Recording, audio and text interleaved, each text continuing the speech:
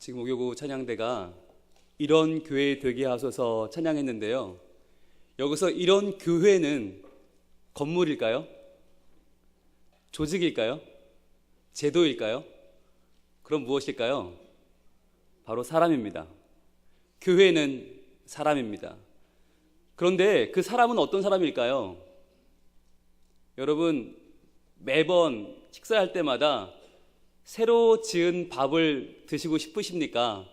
아니면 100시간 된 밥 쌓아놨던 거 슬슬슬 안 좋은 데는 뺏겨내고 좋은 것만 쏙싹 펴서 갖다 온 밥을 드시고 싶으십니까? 솔직히 어떤 밥을 더 좋아하세요? 새밥, 그쵸? 저만 그런 게 아니네요. 새밥, 갓 한 밥. 예배도 마찬가지입니다.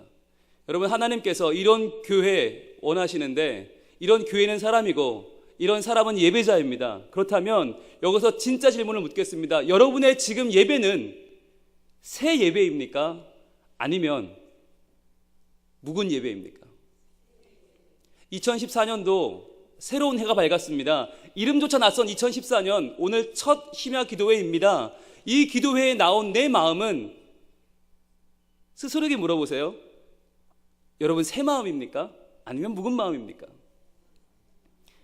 어느 작은 마을에 유명한 신앙 공동체가 있었습니다. 그 신앙 공동체의 성직자가 너무너무 예배를 잘 드리기로 유명했어요. 사람들이 찾아와서 제자가 되었습니다. 제자가 많아졌습니다. 예배 공동체가 많아졌습니다.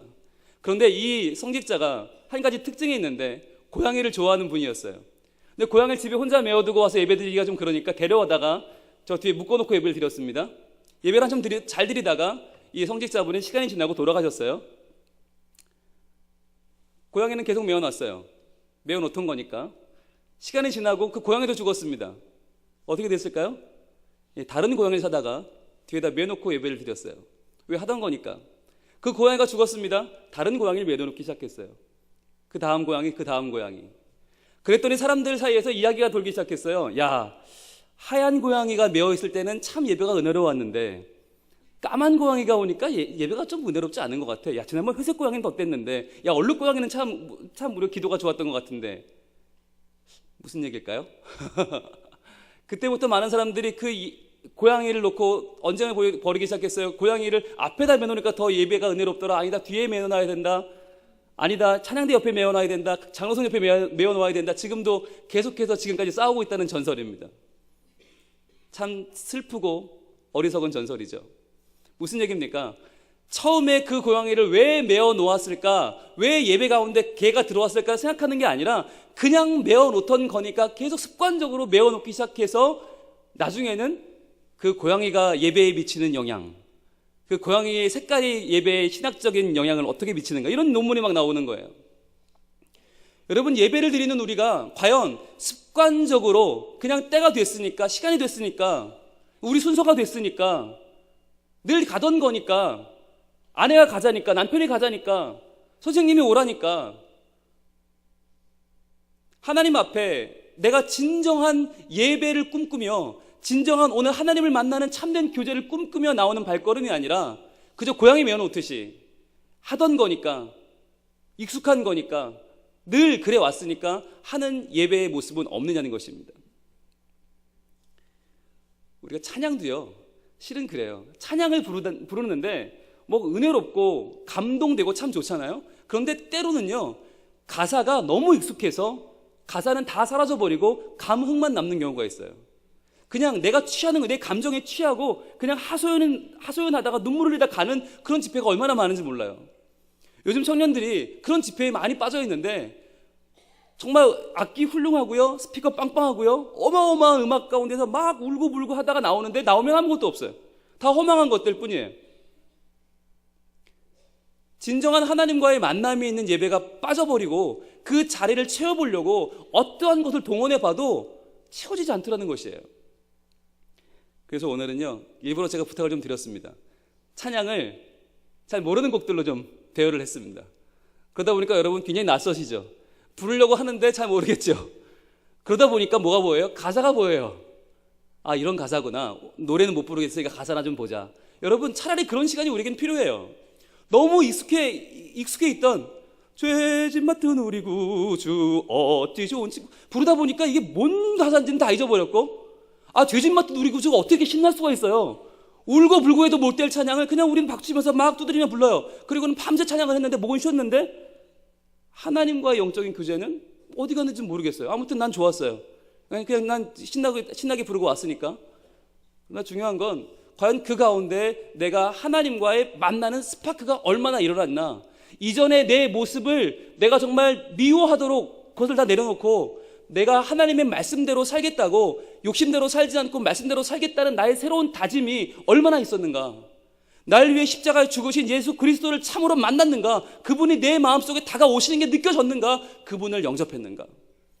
이런 부분은 하나도 없고 그냥 내가 재미있고 내가 즐겁고 내가 흥겨우면 좋은 예배, 좋은 집회, 좋은 찬양이라고 되어버리고 있지는 않는가 하는 것이에요. 오늘 고등부 학생들이 수련회를 하면서 여기 들어와 있거든요. 고등부에게 묻겠습니다. 여러분, 오늘 여러분의 예배는 리얼입니까?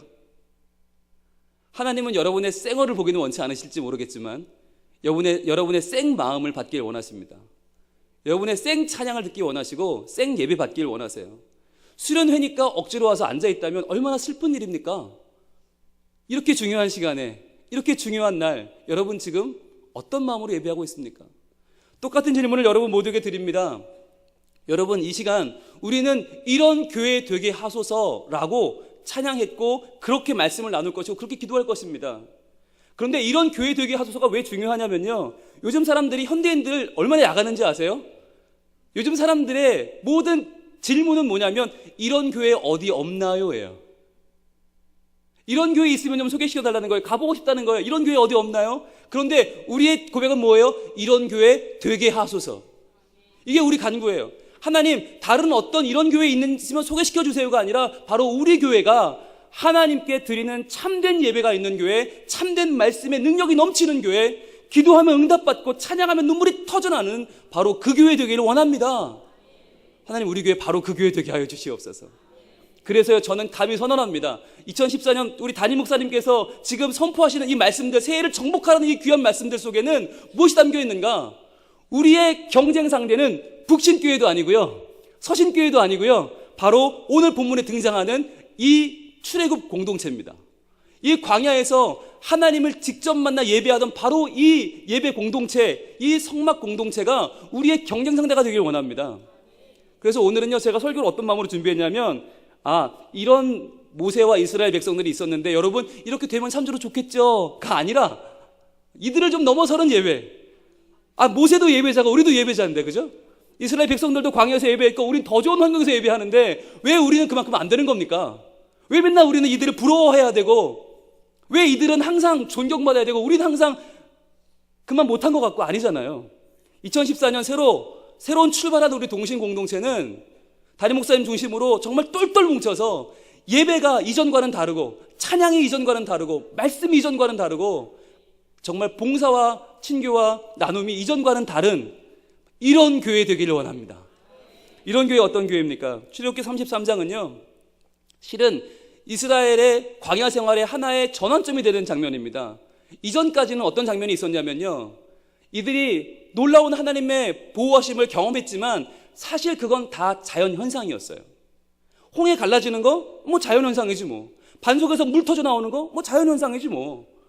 그거랑 하나님이 계신 거랑 무슨 상관이 있냐고 물으면 사실 다 할 말이 모세도 궁했을 것 같아요. 다 자연현상이었어요. 그런데 구름 기둥, 불 기둥 다 자연현상인데 이때부터 하나님이 뭘 등장해 주시는가? 바로 성막이라고 하는 것이에요. 하나님이 우리 가운데 와 거하시는 증거물인 성막이 등장하는 시점이 바로 33장입니다. 왜요? 바로 32장, 바로 전장에 뭐가 등장하냐면 이스라엘 백성들이 도저히 참을 수가 없는 거예요. 하나님이 계시다는데, 하나님이 살아있다는데, 우리를 만나주신다는데 그분이 과연 어디 있냐는 거예요. 보이지가 않으니까 뭘 만들었어요? 금송아지 만들어 놓고 이게 우리 하나님이다. 이 하나님은 우리를 이스라엘 애굽에서 구했다. 하나님이 노하셨어요. 노하셨지만 그들의 마음은 이해하셨어요. 너희가 눈에 보이는 게 필요하구나. 그래서 만들어주신, 허락하신 것이 바로 성막이에요. 회막이에요. 오늘 7절을 이렇게 시작합니다. 모세가 항상 장막을 취하여 진 밖에 쳐서 진과 멀리 떠나게 하고 회막이라 이름하니. 회막은요, 만날 회에 장막막입니다. 만나는 텐트입니다. 텐트 오브 미팅입니다. 누굴 만나죠? 하나님을 만납니다. 그렇습니다. 하나님을 만나는 회막을 하나님께서 모세를 통해서 치게 하시는데, 여기서 문제, 진 바깥이면 어딥니까? 동쪽으로 멀립니까? 서쪽으로 멀립니까? 북쪽으로 남쪽으로 어딥니까? 오늘 말씀을 잘 읽어보시면 모세가 회막으로 나아갈 때 모든 사람들이 그걸 다 지켜봅니다. 그렇다면 어디예요? 한가운데예요. 이렇게 둥그렇게 12지파가 성막을 중심으로 모이고요, 성막은 그 한가운데에 있는 거예요. 그래서 그 한가운데 성막을 중심으로 해서 동쪽의 세 지파, 서쪽의 세 지파, 남쪽 세 지파, 북쪽 세 지파가 진을 치는 거예요. 진을 쳤다가 출발할 때는 그대로 일어나서 그대로 출발합니다. 성막이 움직이면 12지파 같이 움직이고, 성막이 멈추면 12지파 같이 멈춥니다. 마치 우리 동신교회처럼요. 여러분 지도를 보시면 재밌어요. 동신교회 가운데 있습니다. 그리고요, 그 위로 저희 5교구도 있고 6교구도 있고 7교구, 8교구 있고요, 9교구, 10교구 있고요, 11교구, 12교구 있고요, 1, 2교구 이렇게 있어요. 놀랍게 성경적이에요. 너무너무 성경적이에요.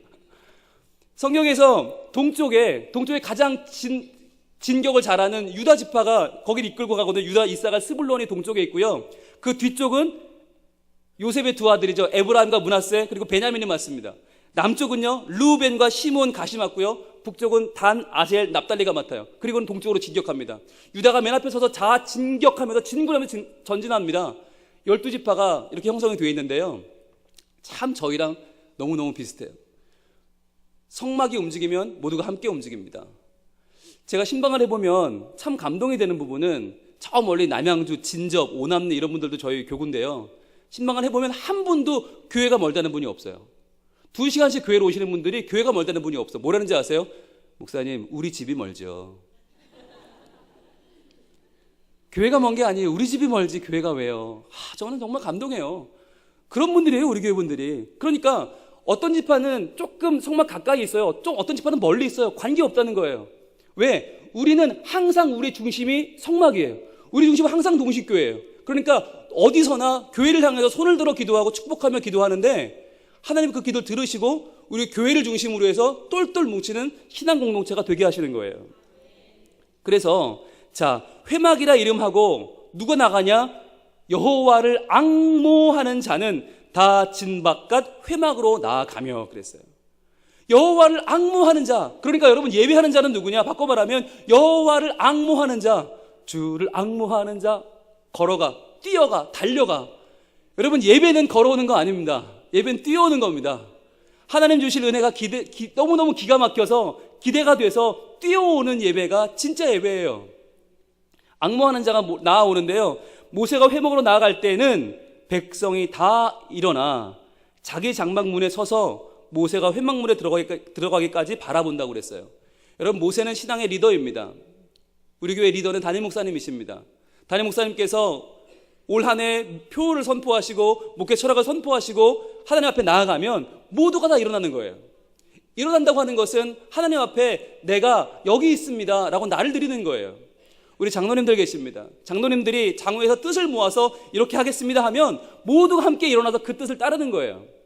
오늘 고넬료 선교회가 새해 첫 심야 기도를 이렇게 귀한 찬양으로 준비하셔서 헌신합니다. 왜요? 이 어른들이 먼저 하나님 앞에 나아올 때 그것을 바라보는 모든 교인들이 함께 일어나서 그 하나님을 예배하며 높이는 것입니다. 그래서 함께 예배하는 거예요. 자, 그 다음에 9절입니다. 모세가 회막에 들어갈 때에 구름 기둥이 내려 회막 문에 서며 여호와께서 모세와 말씀하시니. 구름 기둥은 부인할 수 없는 하나님의 임재를 상징하는 것입니다. 여러분 이스라엘이 중동이잖아요. 엄청 건조합니다. 땡볕에 서 있으면 죽을 것 같습니다. 10초만 서 있어도 여기가 지옥이구나. 근데 그늘에 들어가면 여기가 천국이에요. 너무 좋아요. 그런데 이동식 그늘이 있으면 얼마나 좋을까요? 그 이동식 그늘이 바로 구름 기둥이에요. 구름이 내 머리 위에 딱 있으면 그 그림자가 내려서 너무너무 좋아요. 그런데 구름이 지나가면 죽을 것 같아요. 그러니까 어떻게 해요? 따라가야 돼요. 그 성막을 중심으로 구름 기둥이 계시니까 구름 기둥이 움직이는 대로 성막이 움직이고 온 민족이 따라 움직입니다. 그래서 하나님이 가라 하시면 가고 서라 하시면 서는 공동체가 되는 것이에요. 자, 그러면 하나님의 증거, 임재의 증거인 구름 기둥은 거기 있죠. 그럼 성막에는 뭐가 있습니까? 성막이 우리 교회와 비슷하다고 말하는데, 우리 교회가 성막이라고 말하는데, 여러분 성막 들어가면 뭐가 먼저 나와죠? 우리 학생들이 와서 너무 좋은데요. 딱 들어가면 뭐가 먼저 있어요? 자, 성막 문을 확 열고 들어가면 뭐가 나오죠? 거기 성전 뜰에 뭐가 있어요? 제일 앞에 번제단이 있어요. 번제단. 번제단에서 동물을 잡아서 각을 떠서 올리면 거기서 불태워 드립니다. 즉 번제단은 하나님 앞에 우리의 죄가 씻어지는, 우리의 원죄가 씻어지고 나를 구속하시는 여호와를 아름답게 찬양하는 자리가 번제단입니다. 그러니까 우리 교회가 이 출애굽의 교회처럼 되게 해주소서라는 얘기는 뭐냐면, 제일 먼저 교회를 들어왔을 때 하나님께서 말씀으로, 은혜로 나를 깨끗게 하시는 교회, 구원의 확신이 있는 교회, 내 모든 죄는 다 씻음 받는 교회인 것이에요. 그 다음에 번제단을 지나면 뭐가 나와요? 동그란 노수로 만든 겉에 금으로 싼 물두멍이 나옵니다. 물두멍에 손을 씻습니다. 아니, 아까 번제단에 다 태웠는데 왜 또 씻어요? 우리는요, 살면서 또 죄를 짓잖아요. 나쁜 생각, 나쁜 마음, 나쁜 행동 하잖아요. 그러니까 우리가 다시 한번 손을 씻는 거예요. 즉 우리 교회는요, 여기에 오면 우리 학생들도 원죄는 다 씻음 받았지만 그러나 살면서 나쁜 말도 하고 나쁜 생각도 해요. 그거를 바로 교정하는, 교육하는 교회인 것이에요. 담임 목사님 말씀을 통해서 우리가 들으면서 아 맞아, 아 그렇지, 아 아멘 하면서 내가 잘못된 걸 교정해요. 바꿔나가는, 씻어나가는 물두멍이 있는 교회인 것이에요. 그리고 나서 휘장을 확 거치면 그때 성소가 나옵니다. 성소에 딱 들어가면 여러분 왼쪽에 뭐가 있어요? 금촛대. 예, 참 수줍을 많이 타시네요, 오늘 따라서. 자, 금촛대가 있어요. 금촛대는 뭘 상징하죠? 이게 바로 교회를 상징하거든요. 교회, 그 위에 빛나는 불빛은 예수 그리스도이십니다. 세상을 비추는 빛이신 예수 그리스도, 즉 교회는 빛이신 주님을 증거하는, 선교하는 교회인 것이에요. 예수를 자랑하는 교회인 것이에요. 오른편을 보면 거기에는 질설병이 있습니다. 떡 12덩이가 놓여 있습니다. 12덩이는 12지파를 상징합니다. 동신교회 진설병 12개는 12교구를 상징합니다. 12교구가 생명의 떡이신 예수 그리스도, 그분이 주시는 넉넉함으로 채워져서 서로가 서로를 지탱해주고 서로가 서로를 먹여주고 서로가 서로를 부흥하게 합니다. 12개의 진설병이 있어요. 그리고 가운데에는 향단이 있습니다. 향단의 이 향은 성도의 기도입니다. 바로 기도하는 교회입니다. 오늘 우리가 왜 함께 모여 기도합니까? 집에서도 해도 되고요, 직장에서 해도 되지만 함께 모여 기도하는 이유는 바로 그 기도의 향기를 하나님이 기쁘게 받으시고 우리에게 넘치는 은혜로 함께 부어주시기 때문입니다. 거기서 이제 또 휘장 하나 거치면 거기는 지성소입니다. 예, 함부로 들어가면 안 되는 지성소입니다. 지성소에는 뭐가 있죠? 언약궤가 있죠. 언약궤 위에 그룹 둘이서 날개를 이렇게 하고 마주보고 마주 이렇게 대고 있습니다. 그 언약궤 안에는 세 가지가 들어있는데, 첫 번째는 십계명 돌판입니다. 십계명 돌판은 뭘 상징합니까? 하나님께서 해라, 하지 마라 하신 율법이 들어있어요. 즉 하나님의 주권, 하나님의 통치, 하나님이 주인 되시는 교회라는 선포가 그 자리에 있는 것이에요. 다른 누구도 주인 아니고 다른 세상에 어떤 악한 것 침투하지 못합니다. 하나님이 주인 되시는 교회, 그것이 바로 언약궤의 십계명 돌판이 상징하는 교회입니다. 그리고 또 뭐가 있습니까? 그 옆에는 아론의 쌍난 지팡이가 있습니다. 여러분, 이 아론의 쌍난 지팡이가 왜 들어있냐면, 다른 지파에서 아론이 있는 레위 지파의 11겁니다. 너희만 하나님 선택했냐? 우리도 선택했다. 그랬더니 그럼 볼까? 12지파가 하나씩 지팡이 갖다 놨는데 그 중에서 싹이 난 지팡이는 어디뿐? 아론의 것만, 레위 지파만 싹이 났어요. 즉 그건 뭘 상징하나? 하나님께서 예배를 주관하도록 부르신 대제사장인 아론의 권위를 상징하는 것입니다. 하나님께서 우리에게 교육자를 보내주시고 그 가운데 담임 목사님 보내주시고 또 당회원들 보내주시고 우리에게 영적인 권위를 주신 것은 그분들을 중심으로 해서 한 마음으로 하나님의 일을 하라는 것이에요. 흔들리지 말고 앞으로 가라는 것이에요. 또 세 번째는 뭐가 있어요? 예, 만나가 있어요. 드디어 만나가 있는 돌 항아리가 있죠. 만나는 뭡니까? 아무것도 없는 광야에서 우리를 돌보신 하나님의 사랑이죠. 그 하나님의 사랑으로 넘쳐서 그 사랑으로 그 만나를 서로 먹여주기도 하고 그 사랑을 나누면서 함께 복을 받는 교회가 바로 오늘 본문에 나오는 회막을 중심으로 하는, 성막을 중심으로 하는 출애굽 공동체입니다. 다시 한번 저는 여러분께 도전합니다. 이 교회가 바로 그 광야에도 있었다면, 수천 년 전 광야에 있던 그 교회는 오늘날 대한민국 서울 창신동에 이 동신교회에 왜 있으면 안 되는 것입니까? 꿈을 꿉시다. 이 땅의 어느 교회, 이 땅의 다른 교회가 아니라 바로 성경에 나오는 바로 이 교회가 우리의 목표가 되면, 우리의 경쟁 상대가 된다면, 우리의 모델이 된다면 얼마나 좋겠습니까? 하나님, 여기 이 자리에 함께 하신 주님이 우리에게도 함께 하실 수 있기를 원합니다. 10절입니다. 모든 백성이 회막문에 구름 기둥이 서 있는 것을 보고, 모든 교우들이 우리 교회와 함께 하시는 하나님의 영광을 함께 봅니다. 함께 감사하고 찬양합니다. 그러면서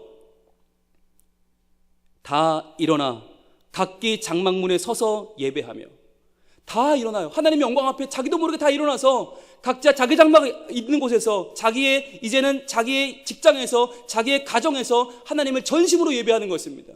우리 고등부 학생들이 각자 서 있는 그 학교에서, 그 학원에서 하나님을 예배하는 것입니다.